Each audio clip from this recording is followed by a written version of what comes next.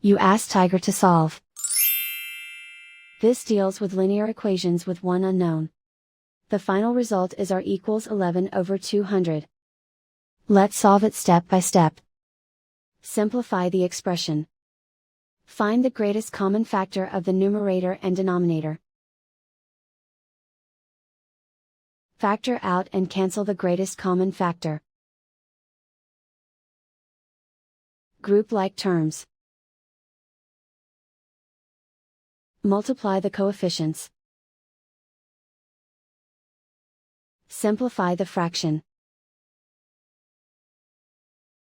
Swap sides.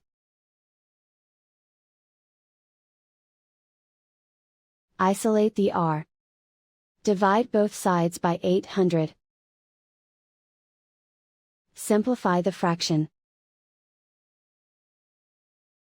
Find the greatest common factor of the numerator and denominator.